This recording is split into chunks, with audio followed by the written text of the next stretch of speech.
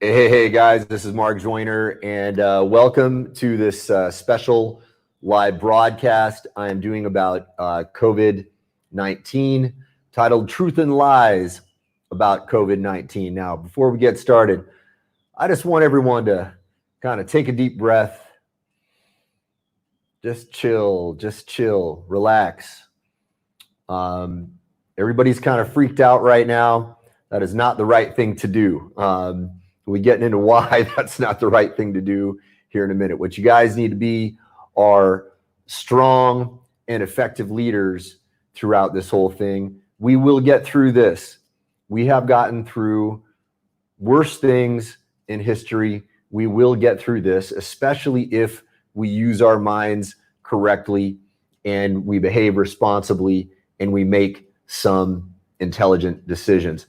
So I'm going to dive right into a quick little presentation that I have put together for you guys to sort of break down what can be known and what can't be known about this, what I believe are the right courses of action and the wrong courses of action here to help guide you in your decision-making process.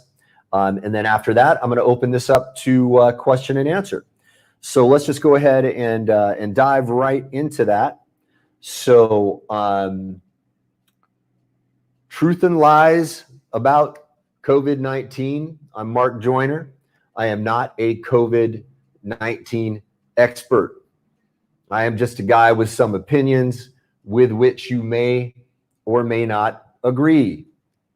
And I am totally open to civil debate on all of these topics. All right. So the first thing that I want to do here is I want to disambiguate. I want to distinguish. I want to clarify the difference between what is knowable about this and what is unknowable. All right. So the first thing that we need to look at here is what is unknowable? Which experts can we trust on this particular topic? We have got a tremendous amount of conflicting information coming out from qualified experts on this topic. So it becomes very, very difficult for us to know which experts to trust. And we've also got a lot of people who have no business out there expressing their very, very firm opinions in one direction or another about how this is going to go. Now, let me talk about one of the things that experts disagree on. They disagree on the R0 rate of the virus. That means the rate at which the virus spreads. So when they talk about R0, what they mean is over a course of X days, how many people will be reinfected by a particular person. So if you have an R0 of 2 over the course of 5 to 6 days, which some people use as an estimate. I've heard that number floating around. That means that every 5 to 6 days, the number of people who are infected doubles. But now here's the problem with this. We're getting all kinds of conflicting information about what the R0 rate is. It depends on which country you're getting the information from. It depends on the source. And we're also basing this on a very limited number of tests out there. I don't think we have nearly enough information to be able to say definitively what the R0 rate is. You know, when you've got one country saying that they've got an R0 of X and another country saying they've got an R0 of Y, you've got certain experts saying by their analysis it's an R0 of X and another series of experts saying there's an R0 of Y.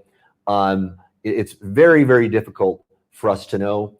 Another problem with this is, as I understand it, I am not certain of this, but this is something I have heard, and that is that the effectiveness of the test kits only work when somebody is presenting symptoms. So somebody, as I understand it, and I could be mistaken about this, if somebody is in fact infected, but they're not presenting symptoms, they may not show up as being positive. So how many people actually have the virus in their body and the rate at which this virus is being transmitted from person to person is absolutely unknowable at this point. Now, we have a lot of people out there making very declarative statements about that, saying that within this number of days, this many people will be infected. But we don't see that bearing out when you go from country to country. All right. In different countries, we're seeing different results. Now, it's very easy for us to draw conclusions about that. We can say, well, that country is showing an R0 of a lower number because they took XYZ actions. But there are too many confounding variables to know which actions they took that are actually causing the difference in the measurable R0 rates. And it could be that the R0 rate is different in different what we call haplogroups. These are different, genetic types of people. As different races, we do have different genetic code. If we didn't have different genetic and epigenetic markers inside of our bodies, we would not have racial differences. That is a possibility. It could be that certain environments make the virus more or less likely to spread. It could be that in hotter environments, it's harder to spread. In colder environments, it's easier to spread, or vice versa. We just don't know this information right now. So be very, very careful about making declarative statements about that, or listening to people who tell you authoritatively that it is one way or another. From my view, this is just my opinion, I don't think we have anywhere near enough information to make any kind of declarative statements about that. Now, another thing we absolutely cannot know is long-term effects. This thing has only been going on for several weeks now. So we don't know whether or not, somebody who is, showing symptoms and then is quote unquote cured of the virus, maybe those symptoms will re-present themselves. There are such things as retroviruses. We don't know whether or not this is a retrovirus. Now, a great example of a retrovirus is the common herpes virus. If you ever get a cold sore on your mouth, that is a form of the herpes virus. Anybody who has that, which is most of the population, you'll know that when you get a cold sore, it'll go away, but then the cold sore keeps coming back. That is a retrovirus. It remains in your body and the symptoms keep re-presenting themselves. We don't know whether or not this particular virus is a retrovirus. We don't know if it's actually going to cause long-term damage in the body. Again, there are people making declarative statements about that, but I don't see how one can make declarative statements about long-term effects when we're dealing with something that is a novel, new virus. Now, another thing that we can't know is, sadly, the veracity of the media reports that we get on this information. The media is reporting all kinds of conflicting information about this virus, and we don't know which media sources to trust. And in fact, a lot of the media reporting that you see on it is opportunistic and is politicized. So there are people who are trying to, for one particular agenda or another, present information that is skewed or slanted in one direction or another, or they are cherry picking information that supports their view, whatever it may be. So we need to be very, very cautious of the media reports. I know a lot of people out there who have very, very strong opinions about this, who prefer one media source over another. And I don't trust any of it. I don't trust any of these media sources.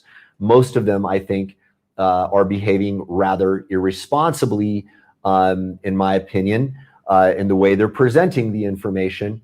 And we'll get a little bit more into that here in a minute. So another thing that we can't actually trust, sadly, is the veracity of government reports. China, at the very beginning of this, was telling us that it wasn't that big of a deal, that there weren't that many people infected. And whatever one thinks of Trump, one way or the other, whether you love him or hate him, one thing he did very early on was that he instituted a travel ban for people from China. Apparently, he may have had more information than the Chinese government was reporting. There were lots of sources of information coming out saying, hey, China's not telling the full truth about what goes on. Now, interestingly, China, now that the cat is kind of out of the bag and that it was actually far worse than they were initially telling the world, they're saying that the Chinese government came out and made an official statement that they're blaming this on the United States Army. They say that this was a bioweapon generated by the US Army to attack China. Very interesting how in the beginning they were saying it wasn't a big deal, and then we find out that they were not telling us the full truth. And now they're telling us that, well, it is actually a big deal, and it was generated by the US Army. And now they're also telling us that they have it fully contained. Can we believe that? Can we believe that they have fully contained the virus? I don't know. When we know that they for sure lied about the results in the beginning, how do we know that they have fully contained the virus now? I don't see how there's any way that we can make any declarative statements about that. Now, the next thing that we can't really know is the wisdom of the government actions. I remember in the beginning when Trump instituted his travel ban, he said that, look, we're banning travel from China. There were a lot of people in the media who were saying, this is just Trump being a xenophobe, right? Now you've got the same people in the media who are saying Trump isn't taking enough action, right? How do we know whether or not governments are taking the right actions when they don't know the full picture? They probably have a little bit more information than we do, but they're also looking at a much, much broader picture here, because the threat of the virus is not the only threat. And we'll get into that a little bit more as well. Now, another thing that we can't know is what the origin of this virus is. There is interesting evidence out there that maybe it was indeed some kind of an engineered thing. I don't know whether or not to believe that. I've seen some documentation that shows that perhaps it was an engineered thing. Perhaps it was just a random mutation. I don't really know that. There are people out there making declarative statements about that. I personally have not seen enough information that is compelling enough for me to make any firm opinion about that one way or another. So I think we need to be really cautious about what to believe in that respect. Now, what is knowable about this? One thing that is clearly knowable is that everyone is reacting out of fear right now. Not everyone, but it seems like most everyone. Let me talk about why it's really important to not let the impulse of fear take over. If one were to believe what is known as the triune brain theory, right? That's this notion that we've got three different layers of the brain. At the base, we've got the lizard brain, and then we've got the limbic system, and then we've got the neocortex.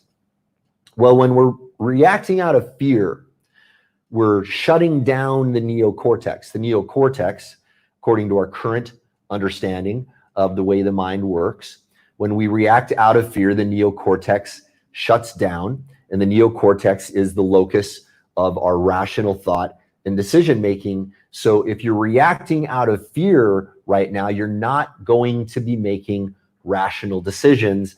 And that is going to lead to another thing that is very knowable, and that is panic. When everybody is reacting out of panic, that is going to have the same problem. If you're panicking, you're going to make bad decisions. You're not thinking things through very clearly. Very, very important to not panic in this situation. Stay upbeat. I'm not telling you to pretend like there's not a problem. There's clearly something going on, right? Again, the fear and the panic are quite real, but I don't think giving in to fear and panic is the right thing to do. Stay upbeat, stay alert, be a good, strong, powerful leader, make good decisions. Now, another thing that is unequivocal right now is the economic impact of the panic. Now, can we say it's the economic impact of the virus or that it's the economic impact of the response to it? That's another thing that I don't think is 100% knowable. We know that this virus seems to be affecting a lot of people. One way or the other, the economic impact is absolutely crystal clear. I'll give you some examples.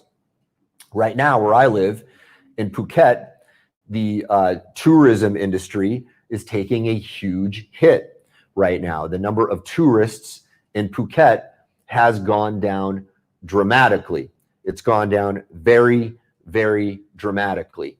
And I think that is going to affect a lot of people on the island of Phuket. There are people here who rely for their livelihoods on the tourist industry, and I'm starting to see that. And I'm a little bit concerned about that, because when that economic impact, if it does get progressively worse, there are going to be people who are hurting, and that is going to increase the rate of crime in Phuket.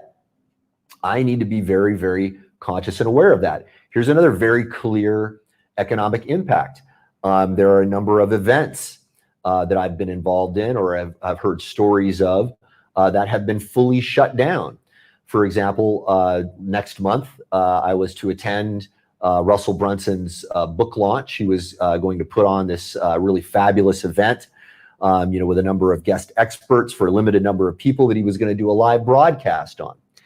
And the mayor of Boise said that any gatherings over 250 people were now shut down. So they had to act, they were forced by the municipal government to shut the event down. That is a very, very clear economic impact. Now, Russell's making some smart moves in response to that. And I'll talk to you guys about ways you can start making smart moves in response to that as well. Now, another thing that's really clear here is the social impact. There are people who are fighting viciously amongst each other about this debate. And I don't think that is any way helpful at all. I think that, when people are online screaming at each other about their opinions, especially when we have very, very limited information, I don't think we're helping each other in any way at all. So I want everyone to think a little bit deeply about that. If you're getting in a screaming match with somebody, if you're letting yourself get emotionally triggered about this, think deeply about how useful that is for you in terms of shutting down your neocortex, and about how useful it is for just the world in general in the quality and level of conversation that we have. Just for example, imagine that you're really certain about your opinion, about the way to show up in this, the way to show up in terms of prevention, the way to show up in your business. I don't think screaming at people about that is going to convince anybody of your side. As a guy who has studied quite a bit about persuasion, I don't often see people yelling at someone and making someone wrong being a very effective strategy of persuasion. So if you do have what you believe to be a better, superior view, engage people in a different way than yelling at them and calling them idiots. I don't think that's going to change anything. Now, let's talk about debatable courses of action versus undebatable courses of action. And again, this is my opinion. You are free to disagree, and I welcome, I'm totally open to civil disagreement on these topics as well. So one particular course of action that I think is debatable is the question as to whether or not we should all isolate ourselves. Right now in the United States, we just announced that we are going to start, we just implemented what I believe, if I have the facts correct, about a 2-week lockdown.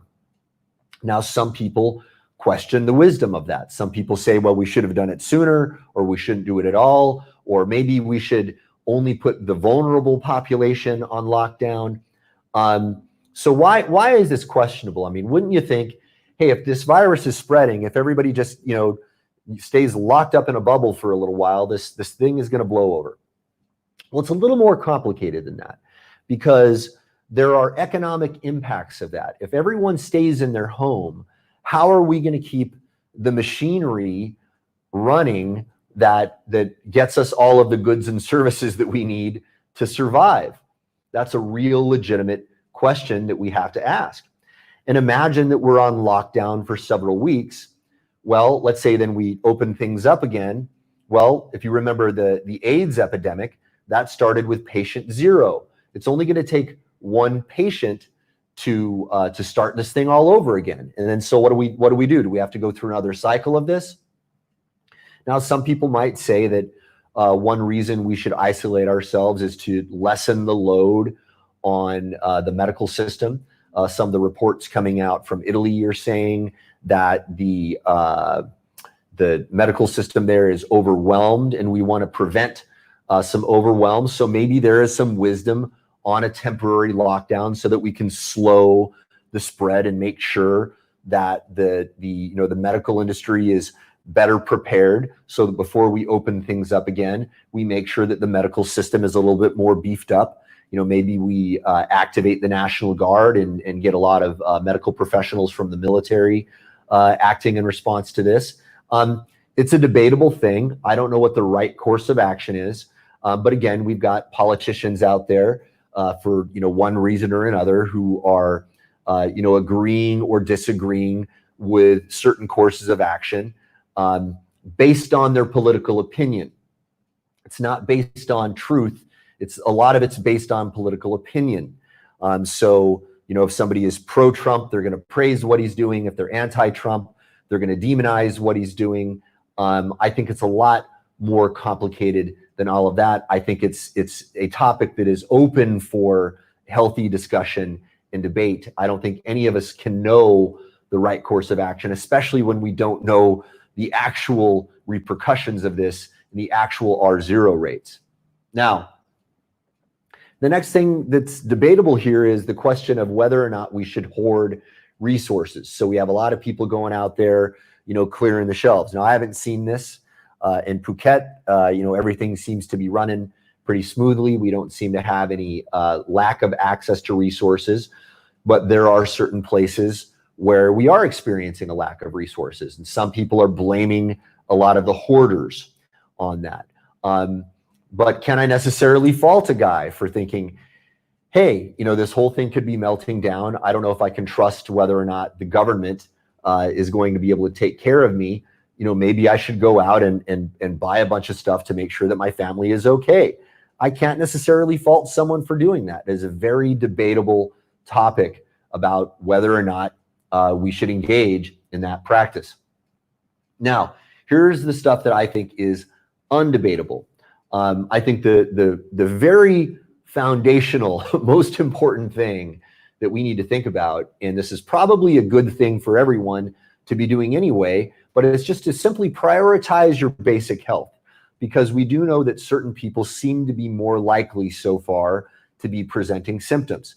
People who have compromised immune systems or already have chronic conditions of some sort, the elderly, the homeless population, these are people who are more likely to present symptoms so far as we know so far. This should be something we're always doing all the time anyway. I don't think that's a debatable thing. I think that if you're feeding yourself on McDonald's right now to survive, that's probably not the right thing to do. If you're not taking care of your basic health in general, you should question whether or not that's the right thing to do. And I think also use this as an opportunity to maybe get your health practices kicked in the right direction anyway, because you should be doing this regardless. Another undebatable course of action, in my opinion, is that we should all be treating each other with some kindness. I see a lot of demonization going on out there because people disagree on certain things. I don't think it's in any way helpful whatsoever. If you disagree with what someone posts on social, if they're making a presentation, why don't you engage them in a healthy way? Ask them for the factual basis of their opinion. Show the factual basis of your opinion. Have a healthy discussion about that, and base this in kindness, because everyone is coming at this from their own lens of the world. Everyone's got their different viewpoint. And right now in the United States, we all seem to be very polarized based on which source of media we prefer over the other. And that has resulted in a lot of unkindness over the last several years, since the Trump administration began. And I don't think the lack of kindness in the way that we have been interacting on that topic has been very healthy either. I don't think it's healthy anytime we have things that we should be debating about and having civil discussion about.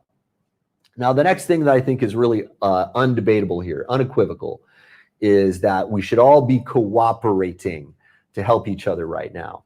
If you've got family members who are in a tough situation, or if you've got business partners who need a little bit of help, let's all figure out ways that we can help each other survive and thrive through this particular situation. I think it's always going to be a very, very good idea. Now, the next thing here, some may not agree with this, but I think right now would be a very good time to start focusing on online business. If you are in an offline business, you might want to consider pivoting a little bit into some online operations. If you haven't learned that, well, you've been behind the times for a long time. Now is use this as an opportunity to get your online marketing chops up, because if people aren't coming into your store, you better figure out how to get people to buy your stuff online, or to sell something that's digital, or to somehow change your business model a little bit. All right, now we'll get more into that here in a minute. I'm gonna take a deeper dive into that in a moment. Now, the next thing here is that I think is undebatable is self-reliance. And let me give you one very clear example of this. If you were in New Orleans during Hurricane Katrina and you were 100% reliant on the government to help you, you were in some deep doo-doo. All right. Anybody who lived through that, or if you've seen any of the pretty solid documentary evidence about that, the government reaction was far slower than it needed to be. If you are thinking that there's going to be some savior in the government who's going to come bail you out of all of this, I don't think that's the right thing to do. I think you need to find people that you can cooperate with. I think you need to make sure you're going to be able to make sure that you can get through this on your own or with the people that you're around. All right. Now, the next thing here is probably going to tick some people off, and I'm going to advise you to find opportunity in crisis. There are some people out there who are saying, hey, if you're talking about COVID-19 in your business, you're an opportunist and you're a bad person, right? I disagree. I think that there is always opportunity in crisis, and I think that is a healthy thing to do. Now, what I want to talk about here are some irresponsible forms of opportunism and responsible opportunity in crisis, and what the difference is. All right. So one way that I think businesses can be showing up that I think it would be irresponsible would be to use this to create undue alarmism or panic mongering. Now, this is what we see in the media. This is what we see a lot of politicians doing right now. They are, for whatever political reason or another, they are either creating undue alarmism or are minimizing the threat of this to score political points in one direction or another, to make politician A look good and politician B look bad. All right. I don't think that's a very responsible way to take some opportunity or to find opportunity in this crisis. Now, another clearly irresponsible way of finding opportunity in crisis is the spreading of misinformation. Okay, if you don't know for a fact that what you're talking about is true, don't get up there and use your platform and spread that information. All right. Spread your opinion. You have an opinion. All right. If you're spreading things as fact, spread what you know is actually factual. If you've got primary source documentation, the primary source documentation is what it is. Your opinion about that is something else. The meaning of that primary source documentation may not be what you think it is. That primary source documentation may or may not be valid. Know what you can know and know what you can't know. Now, another thing here is fake expertise. There are a lot of people out there who are claiming to be experts in this, saying, I have a cure for COVID-19. I would question anybody who says that they have a cure for COVID-19. Show me the data. Show me the proof. If you've got some true expertise in this, or if you have true knowledge, show the actual evidence. All right. If you don't have evidence, you don't have expertise. And if you're going out there flapping your gums based on, a mishmash of or a hodgepodge of information that is questionable, maybe some is questionable, some is not, and then you're claiming yourself to be an expert on this. I don't think that's a very responsible way to do that. And I'm not going to demonize you for doing that. I'm just going to ask you to question whether or not that is a responsible thing to do for the collective good of society. Now, the next thing here is failing to clarify what is real and what is speculation. All right. Again, we were talking about faking expertise. I talked about, people talking about primary source documentation and failing to disambiguate, failing to distinguish between, what that documentation is and what their interpretation of that documentation is. Okay. There are a lot of people out there with a lot of theories about what's really going on out here. A lot of those theories about what's going on is total speculation. I don't know how you can know for sure what is actually going on, what the actual cause is. The Chinese government is saying that the US Army started this whole thing. Some people out there are saying that this is part of some global plan to shut the world down, and that, the good people are behind it. Some people are saying bad people are behind it. I don't know how you can know that.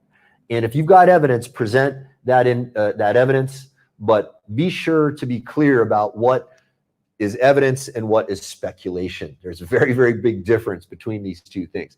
Now, another thing that would obviously be an irresponsible form of opportunism would be to present fake solutions to problems. Okay. And this is always true no matter what, whether we're talking about COVID-19 or anything. That is always something that is irresponsible. And if that's how you're showing up in business, I would ask you to rethink that. And I don't think you're actually going to do very well in business if you're selling fake solutions, especially in this day and age of the rapid spread of information. I believe that those things come back to you. That's my personal belief, but you take that as you will. Next thing here is choosing sides over facts. And again, this is what we see a lot of politicians doing, and it's what we see a lot of people online doing. It's what we see a lot of media talking heads doing. If you're forming your opinion about what's going on based on a side that you have, if you believe that government entity A is doing the right thing, and you're forming your opinion on your desire to continue to love those people rather than the actual facts of the decisions themselves, that is an irresponsible form of opportunism, in my humble opinion. Now, another thing here that I think is very irresponsible is the demonization of opposing views. All right.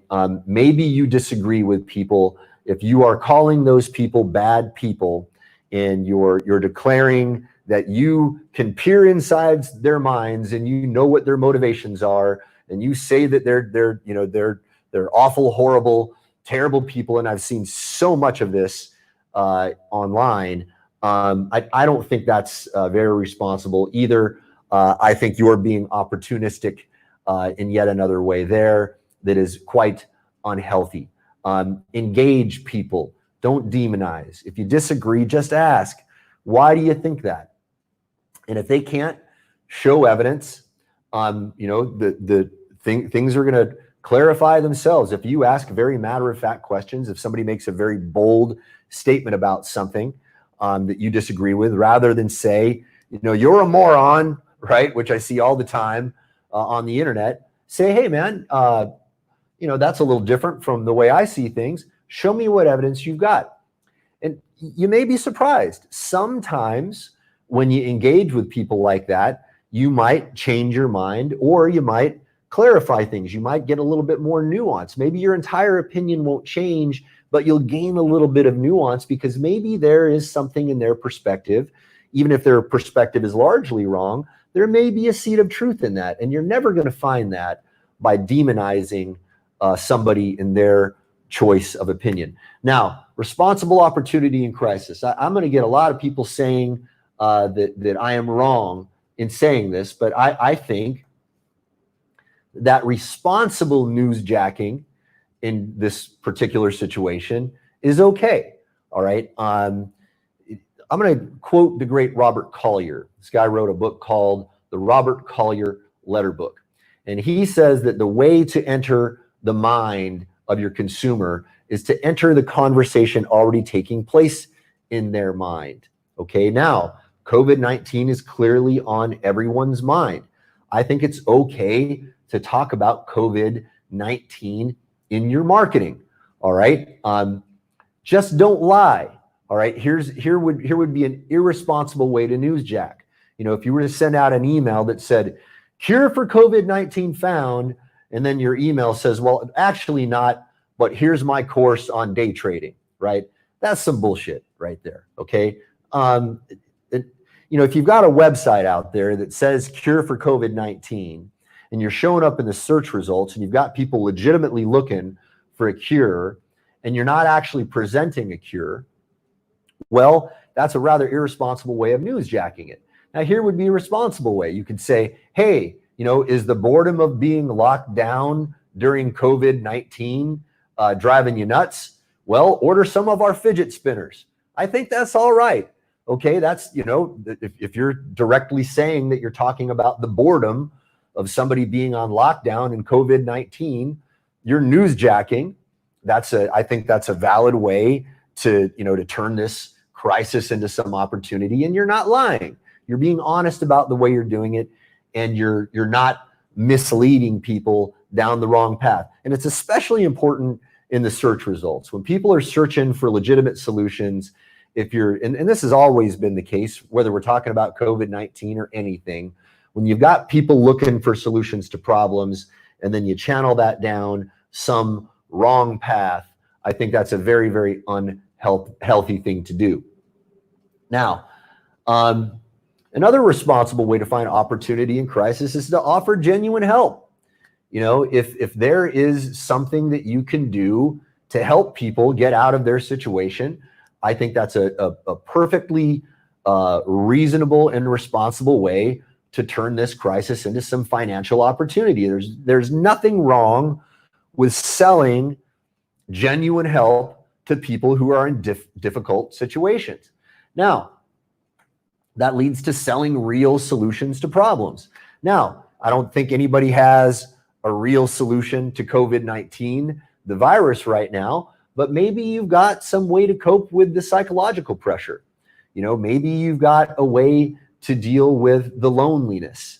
Maybe you've got a way to deal with the economic difficulty that people are surely going to be facing.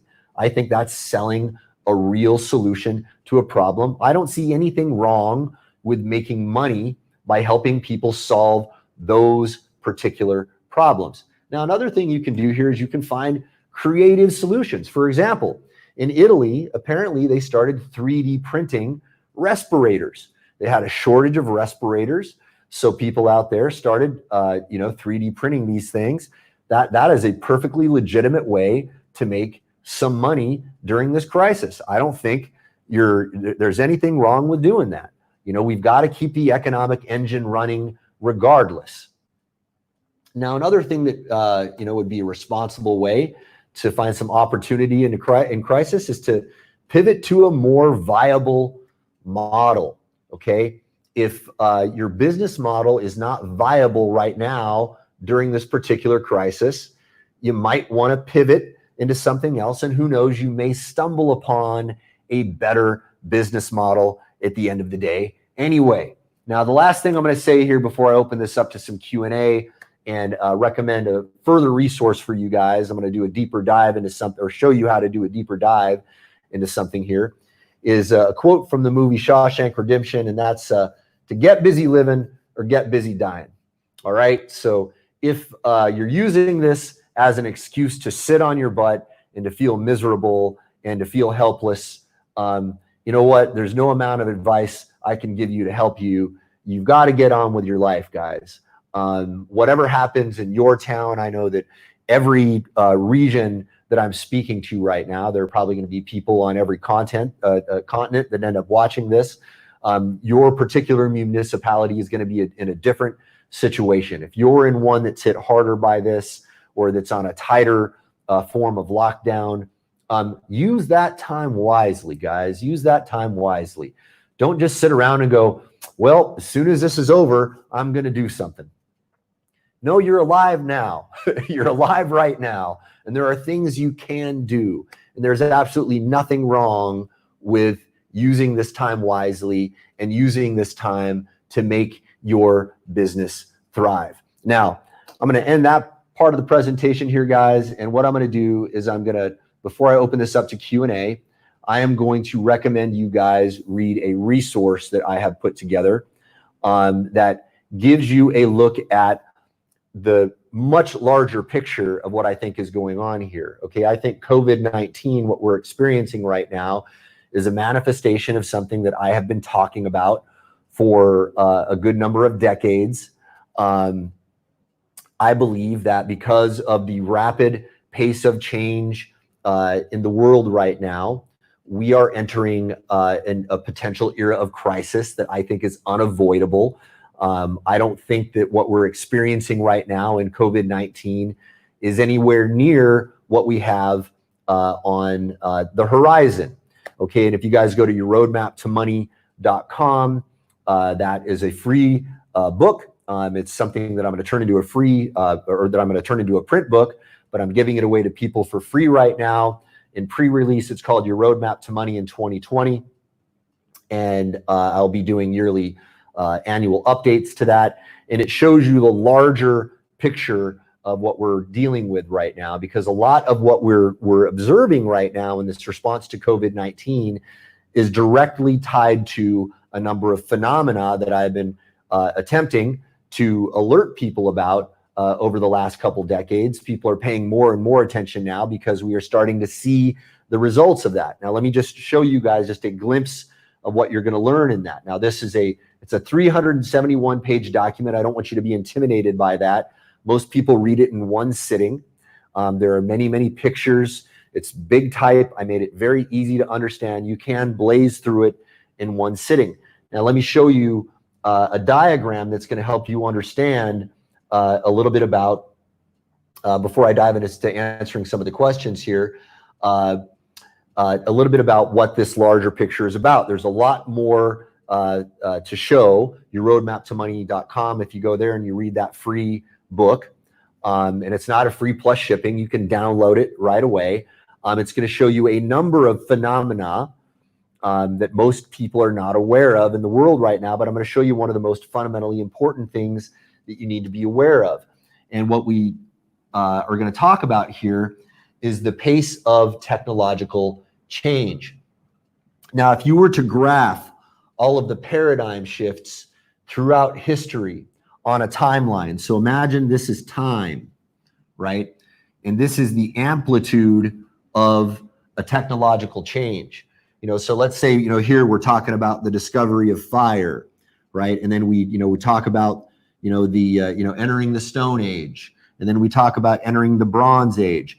Well, the period of time between these paradigm shifts has been having itself throughout time. So what we're seeing, if you graph this out in terms of amplitude, is an exponential curve, and we are entering an era where we are going to be seeing paradigm shifts occurring on a day-to-day basis, and we're actually at that point right now. There are some technologies and some phenomena occurring in the world right now about which you are probably not aware in that book, Your Roadmap to Money in 2020, that are clearly demonstrate that what I'm talking about here is quite true. When we get into this period of time where that pace of change is extremely rapid, and this is what exponential growth curves look like. And by the way, this is what an R0 graph of a virus would look like as well. We're speaking about exponential growth. It's interesting that we're simultaneously talking about exponentiality, but this is stuff I've been talking about for decades. I think where we are right now in history is about right here. I think we're about to enter an era of very, very rapid change. Now, let me ask you a question. In an era of rapid change, how are governments going to be able to respond to all of that rapid change? All right. The failure of governments to be able to respond to that era of rapid change is something that I call the transition tribulation. It's something that I think is unavoidable. It's something I've been talking about for a very long time. I think that what we're seeing right now with COVID-19 is a manifestation of that. We're seeing governments unable to respond in time to these things. I think that as we see technology go through this kind of exponential growth curve in every single industry possible, I don't know how governments are going to be able to stay on top of all of that. Okay, so I'll give you a really interesting example about this. So a couple years ago, there was an assassination attempt on President Maduro in Venezuela using commercial drones that were purchased on the internet. So these would-be assassins attached explosives to these commercial drones, and they attempted to assassinate a actual president with commercial drones. That is what the pace of technological change represents. As that kind of power gets in the hands of more and more people, I don't know how governments are going to be able to respond to that. Okay, so that's what that document gets much deeper into, and it also shows you how you need to prepare yourself for this. In my opinion, in my humble opinion, I believe that you need to engage in what I call the 3 essential hedges. If you go to yourroadmaptomoney.com, it will show you what those 3 essential hedges are. And I think if you don't engage in those 3 essential hedges, you are going to have a very, very difficult time in the days coming ahead. Because I don't think governments are going to be able to keep all of this under lockdown. Okay, so with that said, I'm going to go ahead and open this up to some Q&A now. I'm going to see what kind of questions folks have got. I got lots of comments, but I don't see any real questions. Okay, so okay, so I'm just going to show a comment here. So Sid Merwin says, I think it is a golden opportunity to solder your couple, journal, and listen to that voice that needs to be heard. Take the new ideas just below the surface and start drawing them out for your future and see ways to help our world. Remember that we're all truly connected. I think that's a beautiful comment, Sid, and I couldn't agree with you more. All right.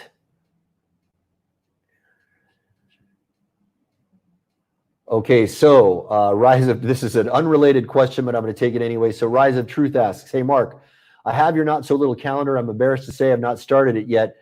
Any problems with just starting tomorrow from the beginning? No, none at all. All you got to do is just get a big Sharpie marker and change the dates. Okay. Most of the content is going to be 100% relevant. Some of it's going to say, hey, it's the holidays now, or it's July 4th in the United States. Don't worry about that. There's very little of that is going to matter. That is still going to be legit for you. Okay, so Queenie here says, a lot of people act and react based on emotions, and it's hardly effective to counter it with facts. How do you deal with this groupthink behavior? That is a profoundly good question.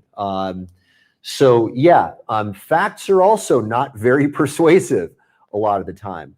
So what you've got to do is, this requires a certain amount of engagement with people. If you simply go to them and say, hey, this is what the facts are, you're wrong, they're going to shut down, right?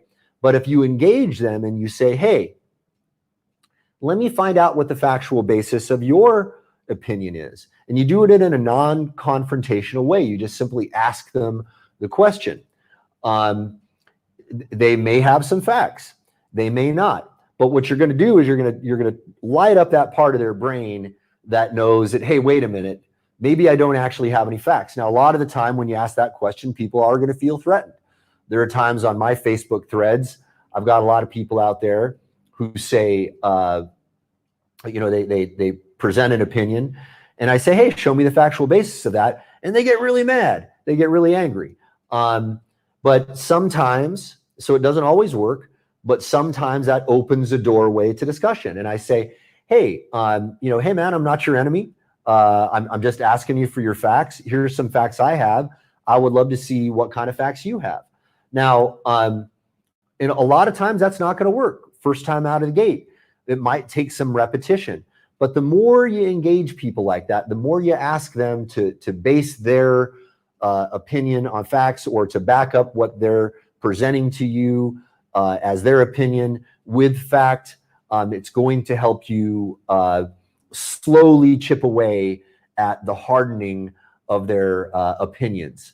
I wish I could give you better advice on that. It is not an easy battle, but I think it's the only thing that we have to do. It begins with engagement, but it has to be non-confrontational engagement.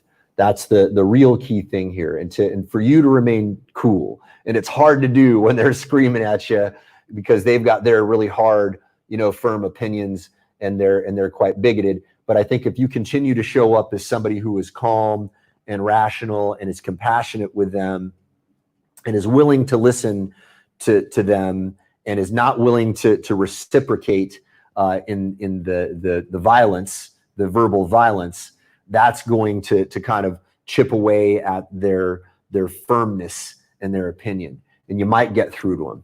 That would be the best thing I think I could offer here.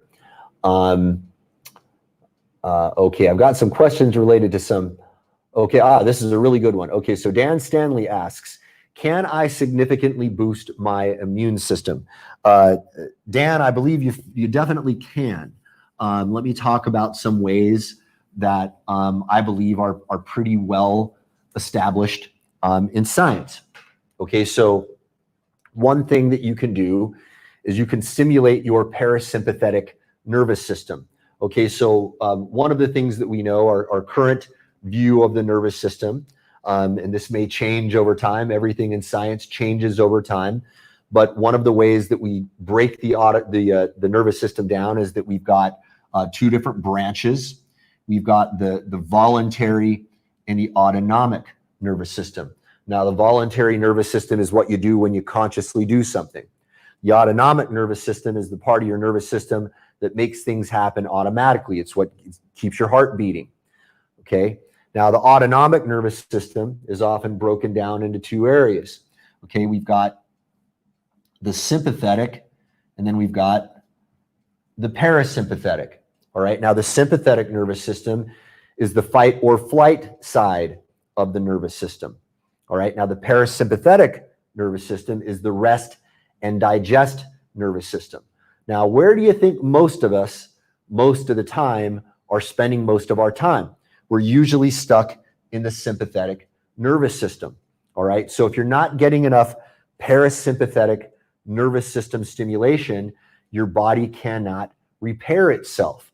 All right, so if you are stressed out throughout the day and you're in fight or flight mode all of the time, you're gonna be generally unhealthy. Your health is gonna lower. A lot of people will even say you're more prone to obesity if you're stuck in sympathetic mode. Now, if you can engage yourself in some practices to stimulate your parasympathetic nervous system, you will help your body heal and you will boost your immune system. I'll give you a very, very basic way to do this. Now, a lot of people don't know that there is a gateway to the autonomic nervous system. And I'll ask you a question, Dan. Can you think of one thing that in your body that you can control both consciously and unconsciously? I'll let everybody think about that for a minute. See if you can come up with the answer. Let's see if anybody has a guess as to one particular function in the body that can be both controlled consciously and unconsciously. Can you think of one? I'll give everybody a second here. There's probably about a 10-second delay. Let's see if anybody gets the right answer. Might be too much delay here. I might just give you the answer just for the sake of, aha, okay.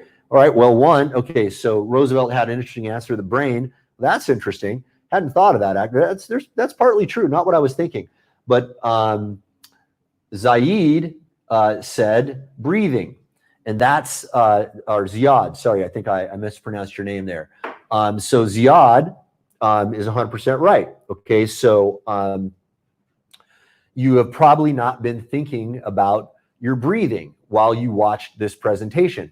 But now if I ask everybody, by the way, and it's a good idea to do this all the time, to take a big deep breath, you can do it, right? So because it can be controlled both through your autonomic and your voluntary nervous system, it is seen as a gateway to the autonomic nervous system. Now, one phenomenon that is clearly observable is that if your out breath is longer than your in breath, you're going to engage your parasympathetic nervous system. So a very, very simple exercise is to do what is known as 4-8 breathing, or you can use different ratios as long as your out breath is longer than your in breath.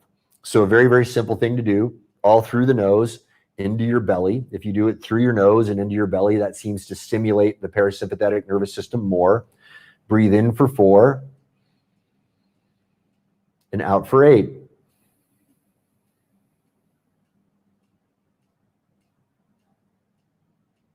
In for 4 and out for 8, and you repeat that.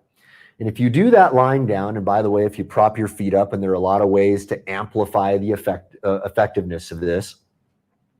If you do that for about a good 2 to 3 minutes, and by the way, while you're doing it, you relax your body, just try to, just let your body go, clear your mind, and put all of your focus on your breathing, you're going to find that what happens is your body gets into a very deep state of calm. And that will trigger your parasympathetic nervous system, and it will definitely stimulate your immune system. Something else that I believe is going to stimulate your immune system is sunlight. That's a controversial topic. Clearly there is a connection between vitamin D and your immune system. I personally don't wear sunblock. That's a controversial thing. Talk to your dermatologist about that. I don't think sunblock is a good idea personally. I don't think sunglasses are a good idea personally. I think that they disrupt the homeostatic mechanisms that help our bodies adapt to sunlight. I get plenty of sunlight. I watch the sunrise every morning. There's a science of natural light now, where we're finding that if you watch the sunrise, it stimulates the production of melatonin and dopamine. Melatonin is your sleep hormone. Dopamine is your feel-good hormone. If you watch the sunrise, there is, legitimate scientific evidence. You can dig into the journals and see this, that watching the sunrise actually stimulates the production of that. There is a large body of evidence now showing that artificial light and our lack of exposure to natural light is causing a lot of health problems. That's another way that I believe you can stimulate your immune system. Another way is just, eating natural food. In my humble opinion, probably the best epidemiological work that has been done on diet was done by Weston A. Price. I know there are a lot of people out there, particularly a lot of folks who are vegans, are going to disagree with that. But in my humble opinion, Weston A. Price's epidemiological work is superior to the other epidemiological work that I've seen in terms of diet. I still don't think we fully understand diet at all. But one very clear thing from Weston A. Price's research was that he went out to communities of centenarians, people who are prone to live to over 100, and he tried to find common threads. And one of the common threads that he found was that people were eating organic, naturally raised, locally grown, naturally processed or traditionally processed foods. He would take these same people who were robust and healthy eating those diets and then bring them into the United States and put them on a gringo food diet, and those people would immediately start to get sick. Okay, so in my humble opinion, just eating real food is one of the best things you can do. Whether you believe this macronutrient ratio is correct or that one, I don't know if we have enough information to know anything about that. But I think one thing that if I were to have any firm opinion on diet, it would be that if you don't know what's in it, don't eat it. I don't eat anything that's packaged. I don't eat anything generally that I don't cook myself. I make sure that all of the food that I put in my body is something that I actually see, and I also want to know where it came from. Okay, I want to know where it came from, because there are correct ways to produce food, in my opinion, and incorrect ways to produce food. Drinking a tremendous amount of water is also going to be useful, as long as you're getting plenty of electrolytes. I drink about 6 liters a day. A lot of people would say that that's on the high side, but I also eat a tremendous amount of salt. Okay, I get Himalayan sea salt. That's where I get all of my minerals, right? Now, I won't get too much deeper into diet, but Dan, hopefully that is an entry point into some different things that you can explore to boost your immune system. I think you definitely can boost your immune system. There are many, many ways to do it, and I think basic health practices are the way to do it. One more thing I'll say about that is the importance of movement. The importance of movement. All right, your lymphatic system. All right, that is a part of your system that clears a lot of the toxins and a lot of the pathogens in your body. It doesn't have a pump. Okay, it doesn't have a pump the way your circulatory system does. The only way to pump the lymphatic system is through movement. So movement is very, very essential. Now, there's a great book you can read by a guy who I think is probably the best health expert on the planet right now.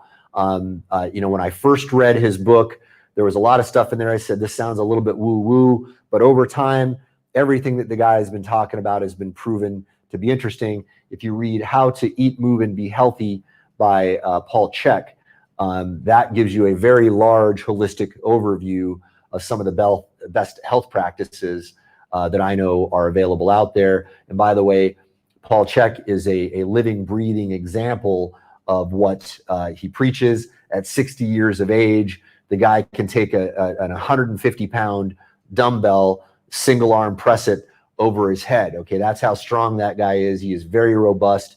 He definitely walks his talk. And a lot of the functional fitness stuff that you guys see out there right now is stuff that he started. I mean, he was one of the guys that started a lot of the health trends that you see a lot of people taking on right now. Okay, I'm going to scroll through here and see if I can find. I got a lot more comments than questions, and I appreciate all of those comments, guys. Okay, let me see if I can find any more practical ones. Okay, so here we go. This is a really important one. I'm glad we got to this. Okay, so Paul Cowan says, my question is, what do I do as a brick and mortar store? So Paul, I know very well, he has an escape room, who is affected by this with a big dip in bookings.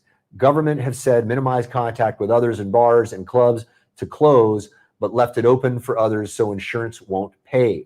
I have fixed costs and staff. I'm also an at-risk person, so from weekend sounds like I'll be contaminated in my house or contained in my house for 12 weeks along with the 70-year-olds. Thanks, Mark Joyner. Okay, Paul, you're in a very tough situation right now. You've got to find out how long your government is going to have you guys on lockdown in the UK. You're going to have to stay abreast of the news of that. Hopefully what you can do immediately, and this is very counter to advice I gave you recently, but I think it's time to maybe make a slight pivot and to shift into some online stuff. Okay, start focusing your energy on online stuff and see how well you can do with that, because you're obviously not going to be making any bookings in your escape room when the government isn't going to allow you to do that. You're going to have to pivot temporarily into some online stuff. Now, if you can do that in a way that will allow you to keep your staff on and to be able to, maybe help them get through this as well, that will be great for both them and for you, because if you can keep them on, that means that your business, as soon as things come back to normal, will be able to get back into business without skipping a beat, and they're going to love you for being able to take care of them. Okay. I know that's very different from what I told you a couple weeks ago, but we're in a very different situation now, Paul. So I would say focus on your online business right now, 100%, because as it sounds to me, it doesn't sound like you're going to be able to get any bookings, with your escape room stuff, if I understand correctly. And if I do understand that correctly, you've got to pivot into your online stuff right now and see how fast you can ramp that up. I wish I had a better answer for you, but I wish I had a magic wand to make all of this go away and to make it so people in offline businesses could start getting, business in their doors. But when the government is telling you you're going to jail if you walk through your door, there's a lot of trouble here. Okay. Okay. So we got Paul also had another question. He's repeating it from, I think he's asking on the behalf of Charles R. Merkel. My question is, what should we really be looking for? I feel like I'm watching the magic show and I'm watching the wrong hand. Is COVID-19 really a concern or an excuse to distract us from what is really happening behind the scenes? I don't know. I don't think it's knowable. Okay. Again, this is not a knowable thing. There are a lot of people out there speculating about this stuff. And I can't comment on that further. I don't think it would be responsible of me to even speculate on that. And with that, guys, I think we're going to, let's see here. I'm going to scroll down and see if we've got some new questions. Okay, so here's one thing. Okay, so, all right, so Katrine Albert says, teach facilitators online of whatever your profession is. Absolutely. Okay, so that is another great solution. That is an absolutely fantastic solution. Okay, so Mike Paul asks, what to say to the conspiracy people that scream this is an attack and they are using 5G 60 hertz weaponized frequency to activate respiratory symptoms and many other of the symptoms. Mike, what I would say to those people is to ask them to present their evidence. It sounds like you disagree with them. I don't have an opinion about that. There is evidence out there that 5G may be a health threat, right? I don't have a firm opinion on the health effects of 5G. But when people are out there screaming those things, be calm, be dispassionate, be kind, ask them to present their evidence, engage with them, and remain kind, remain calm. Don't reciprocate. Don't reciprocate. Don't reciprocate with the screaming. Don't reciprocate with the anger. Don't just lead by example by showing them that it's possible to have a compassionate and dispassionate conversation about these things. Okay. So Queenie had a really awesome comment here. She said, pivot or perish. Right now, some of you guys are in a pivot or perish situation. She's 100% right. I don't know how long it's going to last. This is what I predict is probably going to happen for a lot of people. I don't think this is going to last too long. Some people are saying it's going to possibly go all the way into the summer. That's possible. But right now, the reality is what it is, right? So what I would say is start making some cash injection moves in your business, right? Pivot into something that you can do right now. Make big, bold moves with that right now. Now, that's going to take you off course. When things get back to normal, you're going to have to decide. Who knows? Maybe you're going to find a more profitable business model, during this period of time. And maybe that business model might be a better thing to move into. But be ready to pivot back when things are changed. And by the way, that's the whole point of this document, guys. So if you read your roadmaptomoney.com, guys, this is the tip of the iceberg. what you're seeing right now with COVID-19, I think you're going to see a lot more situations where you're going to be required to pivot very, very rapidly in the days ahead. I think when COVID-19 is over, there are going to be other reasons why you're going to have to pivot fast.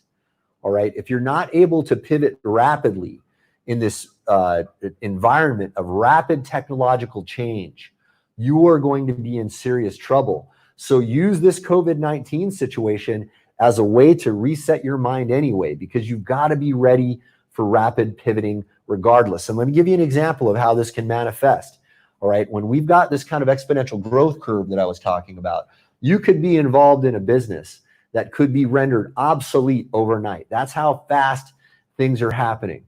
Okay. Now I've got a guy who was at a seminar that I was speaking at a few weeks ago. And he has a very, very clever device that he sells. I'm not going to mention his device. If he's watching, I hope that he listens to me and takes heed. I think that his device is going to be rendered obsolete very quickly, because there are going to be devices that do what his device does, plus many, many other things. If he's not able to compete with that in his business, he's done. He's done. All right. Overnight. That's how fast things are moving right now. You have got to have a business that is pivotable. And by the way, if you read your roadmaptomoney.com, that's free, guys. Download that. You're going to read it in an evening. It's going to be easy. It's going to be fun. All right. It's going to show you how to prepare yourself, not just for what's going on right now, but what I think are going to be even more radically chaotic times than what we're experiencing. And, I told you before, don't engage in alarmism, but I present what I think is a pretty solid case for entering this period of time. I think you need to prepare for it. All right, let me see if we've got any other questions. I'll take a couple more before we shut it down. Let's see here. Okay, so somebody says here, an interesting comment. They said, that's right. Think Charles swindle, 10% what happens, 90% how you respond to it. Absolutely right. Okay. Okay, let me see here. So Alex Gildish says, Mark, did you skip my question for a reason? I didn't see your question, buddy. I got a lot of questions coming through here, so let me scroll up to it. So he says, okay, so Alex says, hey, Mark, what will you recommend for people who don't have a business but have a 9-to-5 job? What are their opportunities? What should they concentrate on first? Okay, Alex, that is a great question. First off, I think that globally, we all need to start thinking more like entrepreneurs. If you go read the document at yourroadmaptomoney.com, it's going to show you how to do that. One of the things that I talk about is there's going to be an inevitable rise in entrepreneurialism. Why? Well, if you're losing your job now because of COVID-19, well, it's very possible you were going to lose it anyway because of automation. This is going to happen all over the world. And again, guys, I don't have anywhere near enough time to show you all of the stuff that's in that document. You need to get all of that booted up into your head so that you can understand the larger picture of what's going on in the world right now. COVID-19 is a tiny, tiny slice of a much, much larger phenomenon, guys. Okay. When you go to your roadmaptomoney.com, it's going to show you the much bigger picture. And Alex, it addresses folks like you. Okay. So you're going to need to consider entrepreneurialism, or you're going to need to get yourself attached to a job that is employing what I call the 3 essential hedges. All right. You can read all about that when you go to your roadmaptomoney.com. I think everybody needs to read that because most people are not aware of this larger picture. Okay. Again, I don't think COVID-19 is anything remotely close to what we have on the horizon. And again, I'm not saying that to panic you guys. I don't think panic is a healthy response. I want you guys to remain optimistic and upbeat. But what that doesn't mean is this. That doesn't mean sitting there, saying, Om Kumbaya, everything's going to be okay. Just think positive and everything's going to work out all right. If that's just not true, okay? It's just not true. If you think that's true, ask the Tibetan monks who were slaughtered during Mao's revolution, okay? They were all very kumbaya, prayer, positive thinking people, but they were not ready practically, okay? You need to be positive and you need to be practical both, all right? Sometimes it's a challenge to balance those things, but that is the shift in thinking that is required to get through not just COVID-19, but through what I think are going to be some even more difficult days ahead. Let me see if we've got any other questions. I might take one or two more before we end here. Let's see here. Okay, so Beverly has a really interesting comment. She says, COVID-19 is showing us how unprepared we are and dependent we are on the system. We do need to set up sustainable alternatives. I 100% agree. And in fact, I talk about that inside your roadmap to money as well. COVID-19 is it's kind of a canary in the coal mine of the larger phenomenon that I've been talking about for decades now. And I'll tell you, this isn't an I told you so moment, okay? I don't have any pride in being right about a lot of these things. Sometimes I feel some pride in when my technological predictions are proven out, but this is not one of them, guys. This is some pretty real shit that we're dealing with here. We are, in fact, unprepared. We need to shift our minds, but we have to see the larger picture of what's going on. That's why you've got to read that document, because it's going to show you some things that you're probably not aware of. Most people, when they read it, they go, holy crap, I didn't know most of that. Everything that I say in there is some speculation, and I am very clear about what's speculation, but 95% of it is clearly documentable or plainly observable. So great point, Beverly. All right. So I want to say Ziad said a very nice thing. He said, truly, Roadmap to Money is insightful and informative read, which opens the eyes and should get you thinking about how to raise your game. Thank you for the kind words. And I see a lot of comments like that. I really appreciate that. Mike Paul says, agree, it's a major wake-up call. Okay. Oh, here we go. One more thing here. Ooh, this is, oh God, I almost don't want to take this question. So Katrine Albert says, any advice for holistic spiritual practitioners? You know what? I misread your question. I misread that as hospice practitioners. I was going to have a whole different set of advice for that. That's okay. Holistic or spiritual practitioners? I don't know what to say, right?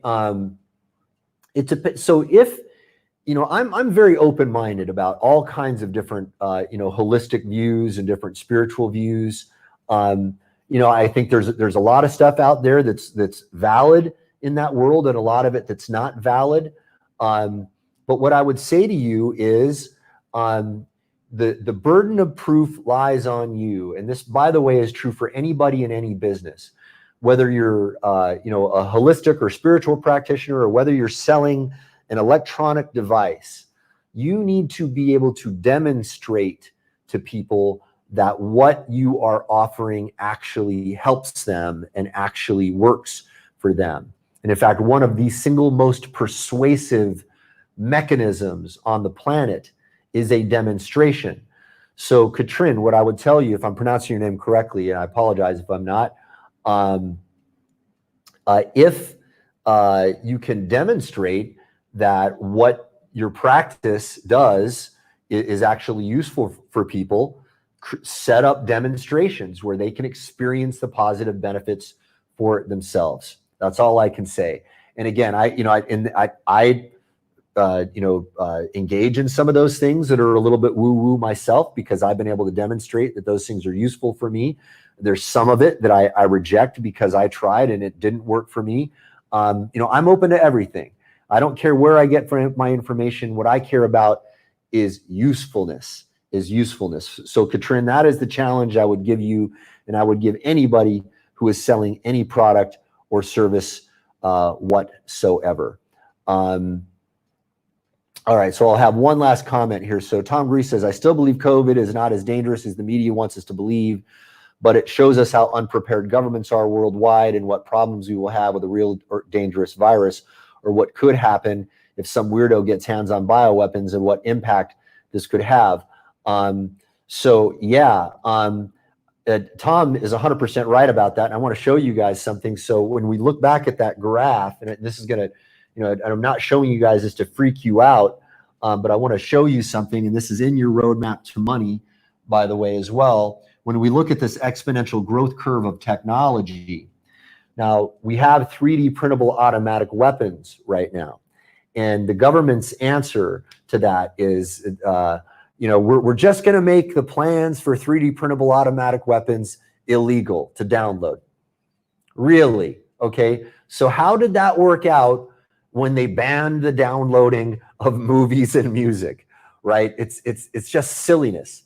And when we're looking at an exponential growth curve like this, and we're right here, how far away are we from having some kind of 3D printable weapon of mass destruction? Now, I know that that's a notion that's going to freak some people out, but that is the reality of the era that we're in. That is one of the larger ahas that I want people to get out of your roadmap to money, is that is a real thing. That is a real thing that we have to face. And I think that burying our heads in the sand and pretending like it's all going to go away is not the right answer. So guys, I think I want to end it with that. I thank you guys. We've had some great comments and some great questions here. I could probably talk to you guys for several hours, but I've got to get back into making my business go. I'd love to invite all of you guys to go to yourroadmaptomoney.com. Again, that's free. Don't be intimidated by the 371 pages. Most people finish it in a single sitting. It's very easy to read. There's lots of diagrams. It's some heady stuff, but I put a tremendous amount of effort in there into making it very easy to understand and very digestible. But in my humble opinion, it's stuff that we all have to understand to be able to get through this. And I think that I do believe that we've got some days ahead that are far more difficult than anything that COVID-19 is presenting to us right now. That is my humble opinion. I'm open to anybody who disagrees. I'm always open to anybody who disagrees, as long as it's a civil discussion. But there's my opinion. If you guys want to get my best advice about how to show up in the world right now and things you need to be aware of, go to yourroadmaptomoney.com. And I hope to speak to all of you guys again in the future. And I hope you found that very useful. And I want to thank everyone for showing up.